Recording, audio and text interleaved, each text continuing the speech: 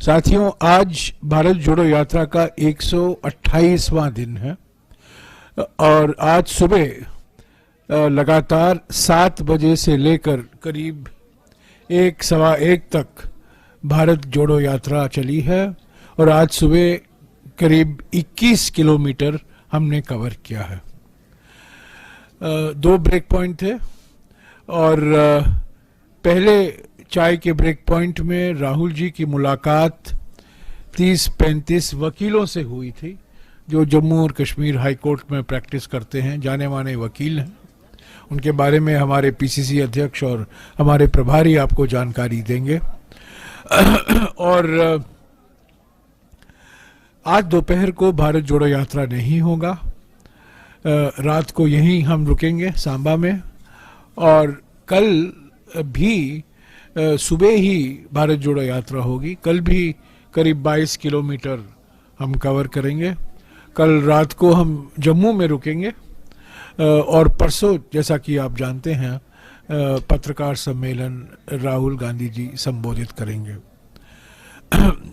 मैं 1-2 बातें हैं जो शर्मा जी आपको अवगत कराएंगे, हमारे पीसीसी अध्यक्ष जी अवगत कराएंगे और हमारे प्रभारी भी अवगत कराएंगी। उसके बाद में अगर आपके कुछ सवाल हैं हम उसका जवाब देने का कोशिश भी करेंगे।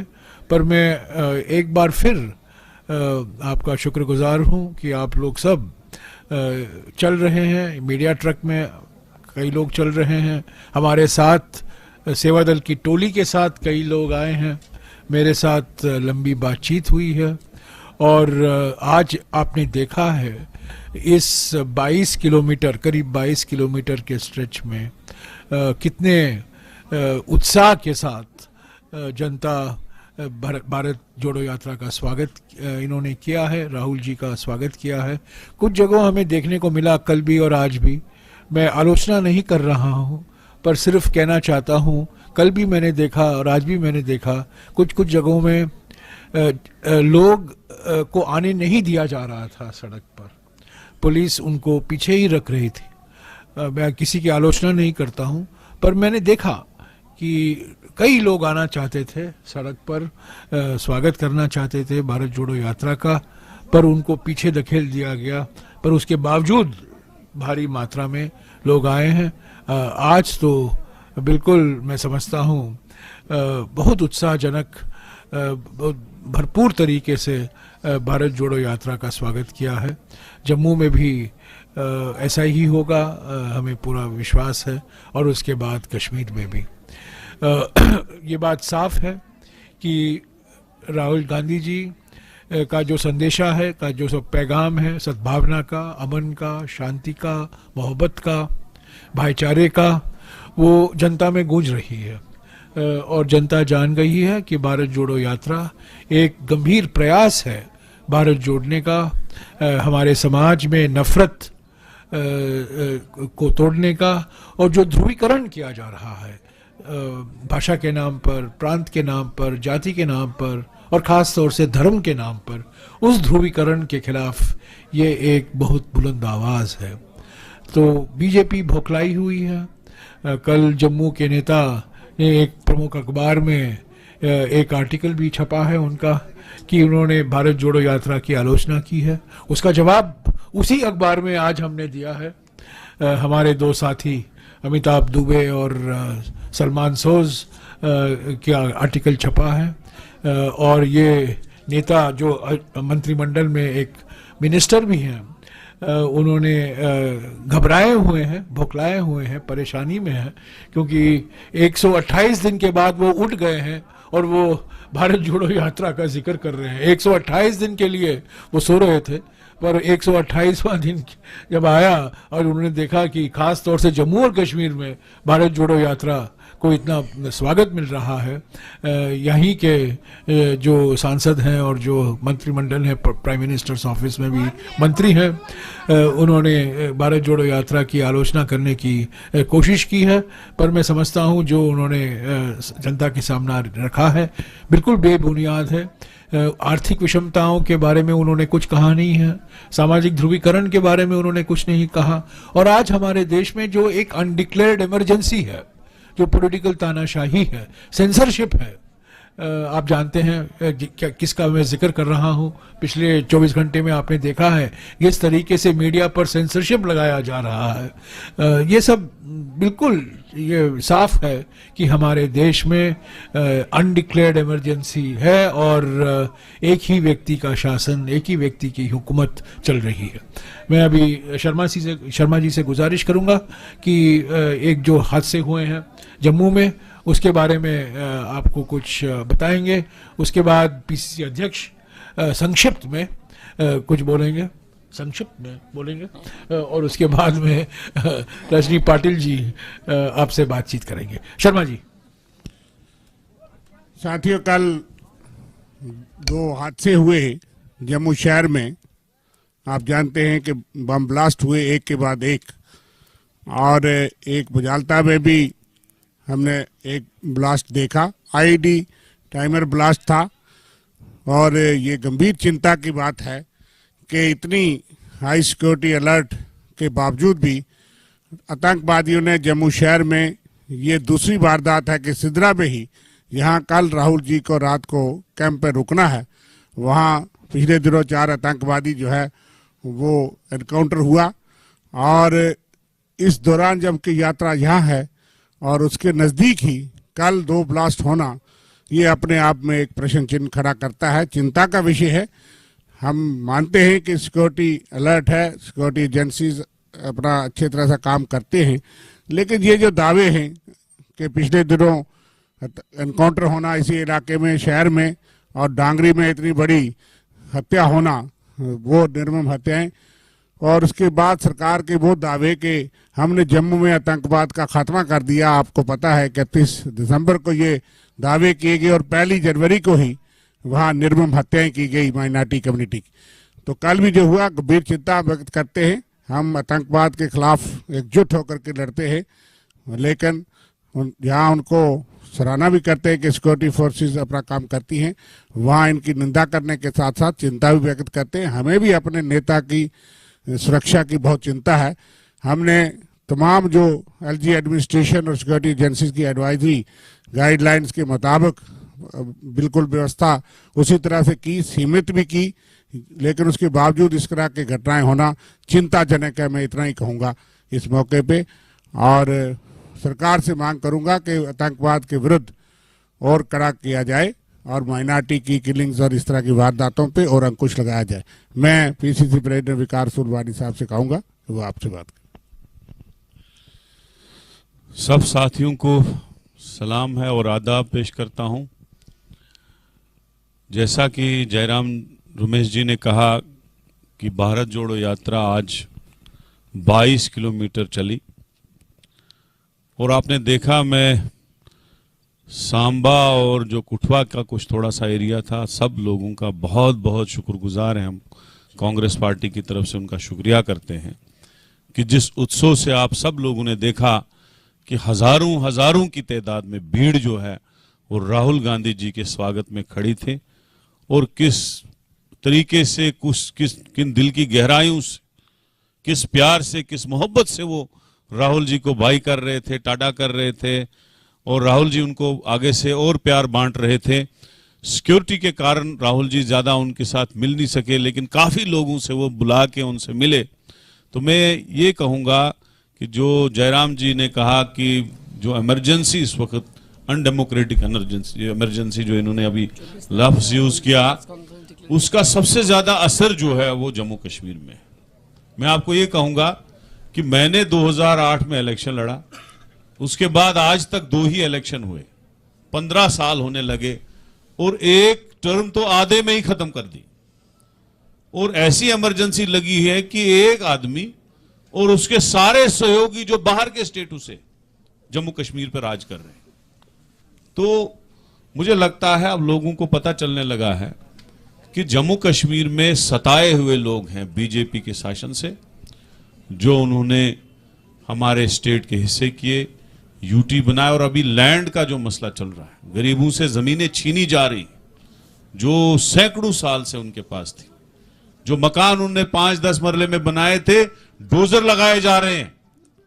एक काम भी 8-10 साल में, जो 9 साल बीजेपी रही, 3.5 साल वो इलेक्टेड में रहे और उसके बाद वो गवर्नर, अब 9वां साल चढ़ गया, गवर्नर रूल लगा के बैठे हैं। एक काम भी बोलो कोई अच्छा काम किया उन्होंने? तो मैं ये कहूंगा कि लोग जो है सताए हुए हैं जम्मू कश्मीर के, और लोग चाहते हैं बदलाव। और राहुल गांधी जी एक बहुत बड़ी किरण है, राहुल जी को एक किरण से देखते हैं, कांग्रेस पार्टी को एक उम्मीद से देखते हैं लोग, और इंशाल्लाह मुझे यकीन है आने वाले वक्त में एक बहुत बड़ा बदलाव होगा। वो बदलाव 2 दिन की यात्रा में हमें नजर आ रहा है। कुठवा में जो यात्रा चली, हजारों की तादाद में भीड़ ने स्वागत किया, और आज आपने देखा, आप खुद चल रहे थे कि बगैर गाड़ी घोड़े के बुलाए हुए खुद महिलाएं, बच्चे, बुजुर्ग, मजदूर पेशा लोग अपना कामकाज, दुकानदार अपना कामकाज छोड़ के राहुल जी की खिदमत में जो है उनको प्यार मोहब्बत के लिए खड़े थे। तो मैं इन्हीं अल्फाज से ये कहूंगा कि आने वाले वक्त जो है बदलाव का होगा, और एक बहुत बड़ा बदलाव होगा, और डेमोक्रेसी जम्मू कश्मीर में बहाल होगी और कांग्रेस पार्टी से होगी। Thank you very much. मैं जयराम जी से, रजनी पाटिल जी से गुजारिश करूंगा कि वो कुछ शब्द बोले। आप सभी को मेरा नमस्कार। धीरे धीरे हम जम्मू कश्मीर की यात्रा को आगे बढ़ाते हुए जम्मू के पड़ाव पे आ गए, और इसके आगे हमारा आखिरी डेस्टिनेशन जो है श्रीनगर, वहाँ पे जाएंगे आने वाले 8 दिन में। आज राहुल जी 21 किलोमीटर से चले, जैसे कि जयराम जी ने अभी बताया, और जिसमें जो वकीलों का प्रतिनिधिमंडल मिला, उनको जो डेलीगेशन मिला, हमारे जम्मू कश्मीर हाई कोर्ट के बार एसोसिएशन के अध्यक्ष 3 बार रह चुके और अभी भी है, और जो सीनियर काउंसिल है वो एडवोकेट M.K. भारद्वाज और उनके सभी साथी, तो कुल 13 लोग, उसमें 2 महिलाएं भी शामिल थी। उन्होंने सबने 25 मिनट तक राहुल गांधी जी के साथ चर्चा की, जिसमें जो बहुत सारे विषयों के ऊपर उनका चर्चा का विषय था। उसके बाद में अभी कल जो उनका प्रोग्राम है, उसमें पहले टी पॉइंट पे राहुल जी मिलेंगे कश्मीरी पंडितों को। कश्मीरी पंडितों की जो समस्याओं को आगे लाना पड़ता है या उनको जो फेस करना पड़ता है, खास तौर पे जो उनको मिला वो सिर्फ हमारे डॉक्टर मनमोहन सिंह सरकार के कार्यकाल में उनको नौकरी दी गई, उनको घर मिल गए, उसके बाद में सिवाय लिप सिंपैथी के अलावा उनको कुछ भी नहीं मिला, और वो लोग अभी पीड़ित है, ताड़ित है, क्रोधित है। तो वो सब मिलना चाहते हैं, उनको मिलवाएंगे।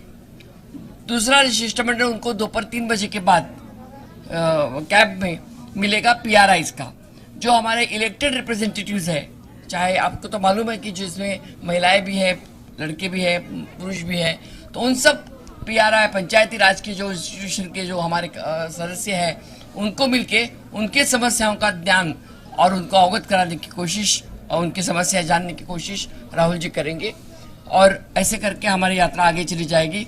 इसके आगे का प्रोग्राम मेरे ख्याल से जयराम रमेश जी बात करेंगे। मैं आपके सवालों के पहले एक और चीज़ आपकी जानकारी में लाना चाहता हूं कि आज भारत जोड़ो यात्रा की शुरुआत कठवा में 7 बजे को हमने जम्मू और कश्मीर के बड़े नेता, कांग्रेस नेता, जो 20 साल से भी ज़्यादा यहाँ वित्त मंत्री रह चुके थे, 2 बार सांसद रह चुके थे, स्टॉन्च नेहरूवियन जिसे कहलाते हैं, नेहरूवादी थे, गिरधारी लाल डोगरा जी, उनके मूर्ति से हमने शुरुआत की। वहाँ हमने मालार्पण किया, रजनी जी थी, दिग्विजय सिंह जी थे, मैं था, भारत यात्री थे। वहीं से हमने सेवादल की टोली और भारत जोड़ो यात्रा की शुरुआत की।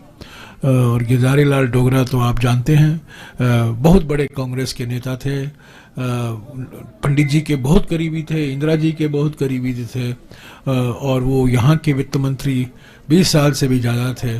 और उनके दामाद हमारे देश के वित्त मंत्री भी थे, और आप जानते हैं कि वो भारतीय जनता पार्टी में थे। हाँ जी, आपके सवाल।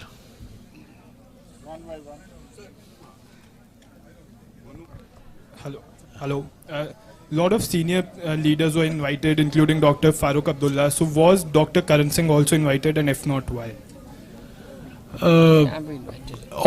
Every senior leader has been invited. I think Rajni Patil will inform you. All senior leaders have been invited. And yesterday, Dr. Karan Singh spoke at a function in New Delhi, and he welcomed the Bharat Jodo Yatra and supported and applauded Mr. Rahul Gandhi's efforts through the Bharat Jodo Yatra. But I'll ask Rajni ji to give you more information in detail. I personally spoke to him, and he said that in this situation I cannot come because of my health, because he is not well. So he said I cannot travel so much and I cannot walk even, but my all best wishes are there, so I will talk to Rahul ji. That's what he said. I hope you will recall that Dr. Karan Singh is a very young 92. So, he is with the spirit. He is with the Bharat Jodo Yatra in spirit. I believe he spoke yesterday or the day before yesterday at a function where he applauded Mr. Rahul Gandhi's efforts. But physically, he may not be in a position to actually walk. Mic लीजिएगा, एक ही करके। हाँ, भाजपा लगातार कटाक्ष कर रही है भारत जोड़ो यात्रा पर कि सबसे पहले राहुल गांधी अपना स्टैंड 370 और पीएचडी अलायंस को लेकर जो है वो क्लियर। देखिए, मैंने बार बार इस सवाल का जवाब दिया है, ये डाइवर्जनरी टैक्टिक है। ये भारत जोड़ो यात्रा के बारे में हम बोल रहे हैं, ये प्रेस वार्ता भारत जोड़ो यात्रा पर है, राजनीतिक मुद्दे नहीं। हम इस पर बातचीत करेंगे, राजनीति उसके बारे में अलग से वार्ता, हम भेंट वार्ता में हम बातचीत करेंगे। राहुल जी उनका स्टैंड का स्पष्टीकरण देंगे। अभी के लिए हम भारत जोड़ो यात्रा में निकले हुए हैं और बीजेपी की ओर से पहले दिन से प्रयास किया जा रहा है भारत जोड़ो यात्रा को बदनाम करने में और राहुल जी की छवि को बिगाड़ने में और बिल्कुल फजूल की बातें उठाने में। पहले टी शर्ट, बाद में कंटेनर, बाद में जूते, अलग अलग तरीके के मुद्दे उठाए जा रहे हैं। ये सब गंभीर मुद्दे हैं। आर्टिकल 370 गंभीर मुद्दा है बिल्कुल, पर सबसे बड़ा मुद्दा ये है जम्मू और कश्मीर में लोकतांत्रिक प्रक्रिया कैसे आप वापस लाएंगे इस राज्य में। और ये राज्य भी नहीं रहा, अभी यूटी है, ये तो अभी होम मिनिस्ट्री का एक अटैच्ड ऑफिस बन गया है। तो कब ये सवाल ये उठता है, जम्मू और कश्मीर में चुनाव कब होंगे, जम्मू और कश्मीर को फिर से फुल स्टेटहुड कैसे मिलेगा, यही तो मुद्दे हैं।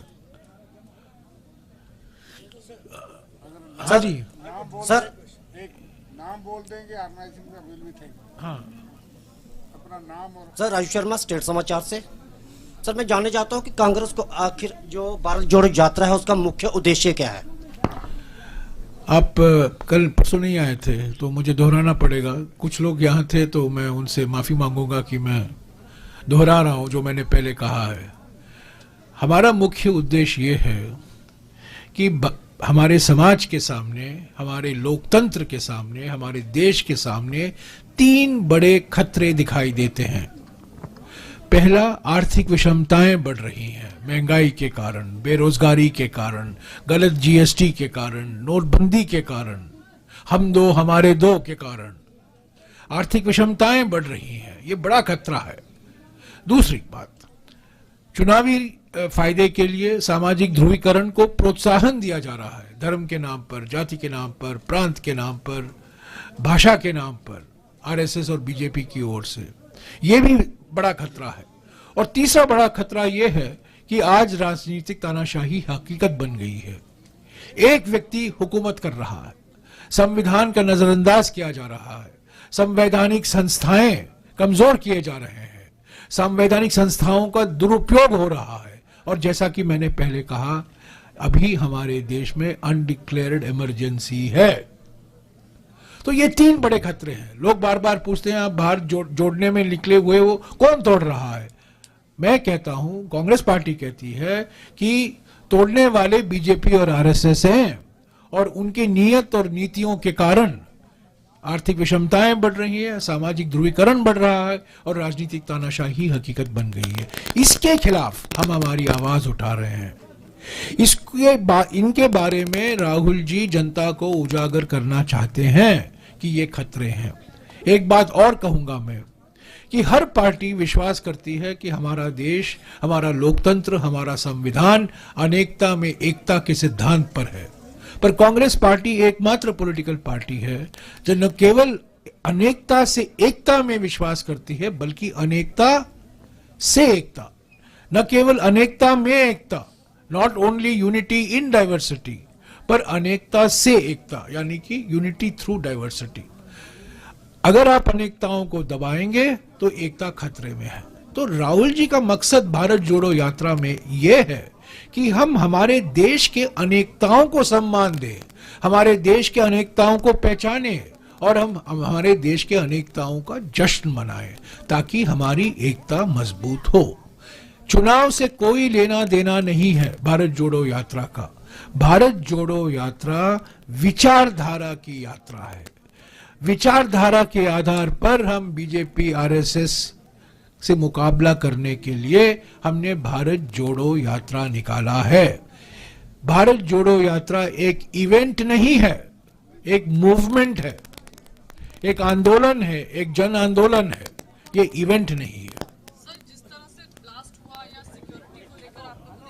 शर्मा जी ने उसका जवाब दिया है। मैं कह रही हूँ कि जो तयशुदा कार्यक्रम है कांग्रेस पार्टी के 30 जनवरी तक, क्या वो वही रहेंगे या उसमें कुछ बदलाव किए गए हैं सिक्योरिटी कंसर्न्स को देखते हुए? शर्मा जी,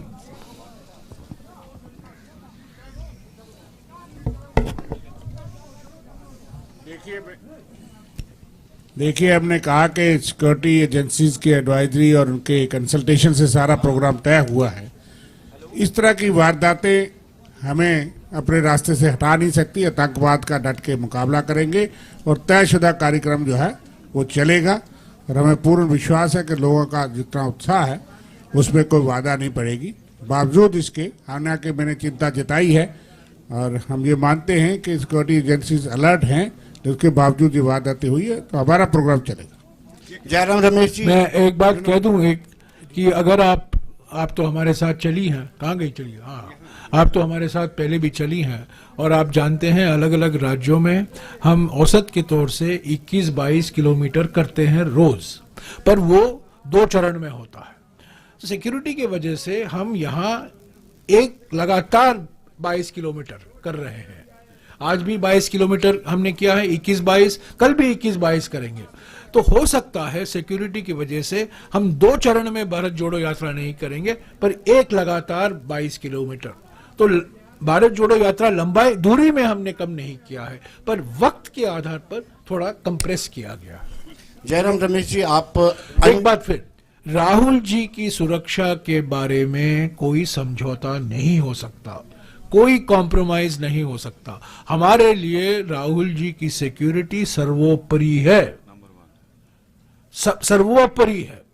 और जो सिक्योरिटी बलों की जो उनका सलाह होगा, जो उनके साथ जो बातचीत हो रही है, जो वो हमें कहेंगे उसका पालन हम करेंगे, क्योंकि हमारा हर एक भारत यात्री का मकसद ये है कि सुरक्षा के बारे में कोई समझौता, कोई संदेह नहीं होना चाहिए।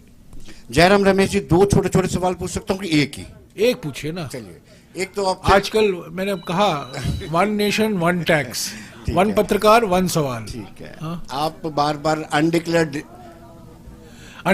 इमरजेंसी की बात हाँ, करते बिल्कुल। हैं। जो डिक्लेयर्ड इमरजेंसी लगा सकते हैं वो अनडिक्लेयर्ड इमरजेंसी की बात करते हैं, वो डाइजेस्ट नहीं है। 1975 में हो गया, मैं 21 साल का था। आप मुझे याद दिला, ठीक है। और अब मेरी किताब देखिए, मैंने पीएन अक्सर के बारे में एक किताब लिखा है, उसमें देखिए मैंने उस डिक्लेयर्ड इमरजेंसी के बारे में मैंने क्या लिखा है। अनडिक्लेयर्ड इमरजेंसी डिक्लेयर्ड इमरजेंसी से भी अधिक खतरनाक है।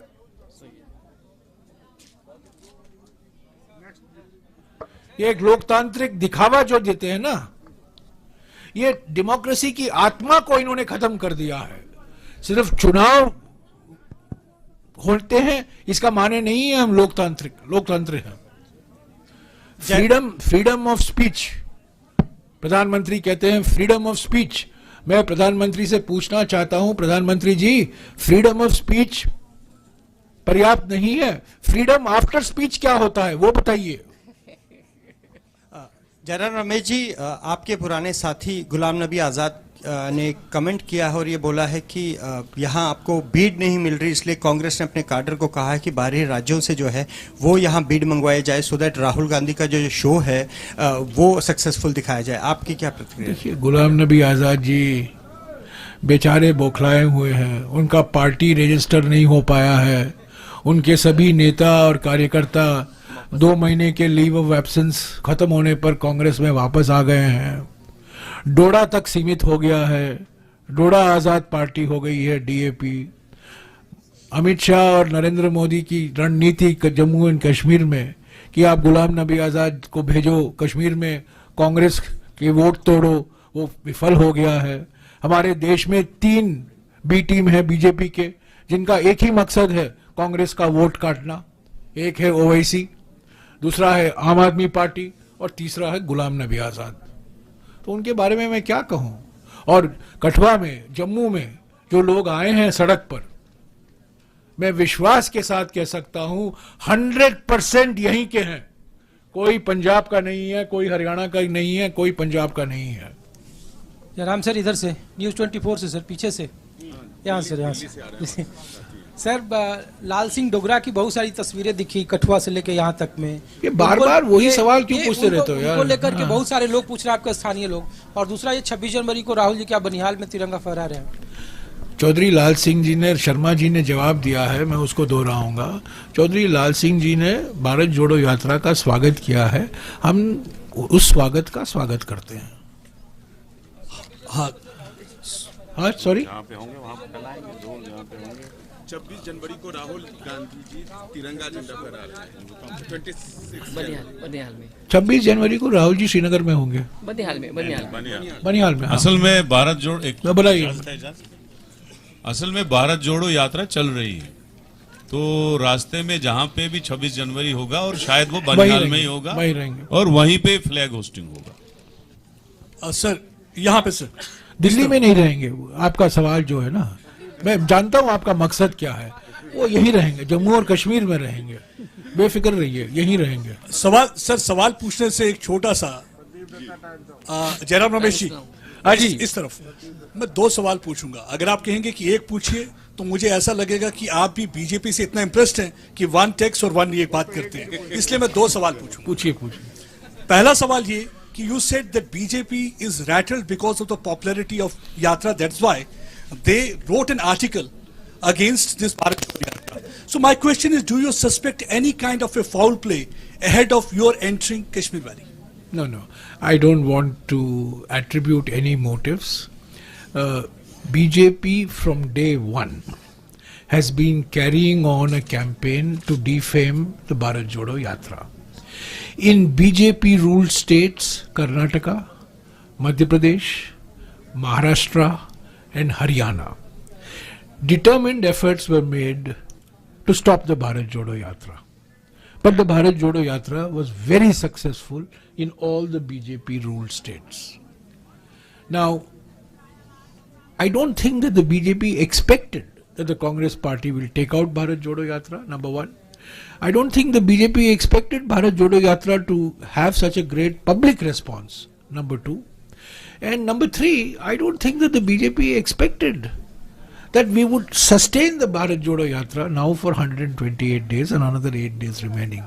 So they have made every effort to defame it. Now, Dr. Jitendra Singh has suddenly woken up after 128 days to discover that there is a Bharat Jodo Yatra, and he writes an article.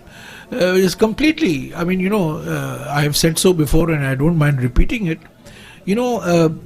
There is a tribe called historians, but the RSS and the BJP specialize in a tribe called distortians. The job of the distortion is to distort history, and Jitendra Singh is one of the, along with Kiran Rijiju and many others, are very distinguished members of this distortions club. We have responded, 2 of my colleagues, incidentally, this is the 2 colleagues, one is a Dogra and one is a Kashmiri.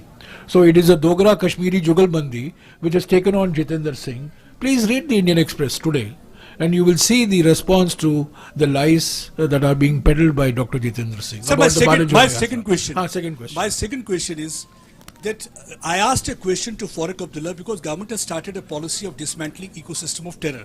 What they are doing, they are demolishing houses of terror commanders. So when I asked this question to Farooq Abdullah, he said this is revenge politics and this will alienate people. So what is the Congress stand on this? Do you also believe this is revenge politics and is going to alienate people? I'm not going to get into the specifics of what you're saying, but a Congress party's stand has always been an uncompromising fight against terrorism from whatever source it arises. We should not have any compromise in dealing with either the perpetrators of terrorism or the sponsors of terrorism. Our stand is very clear.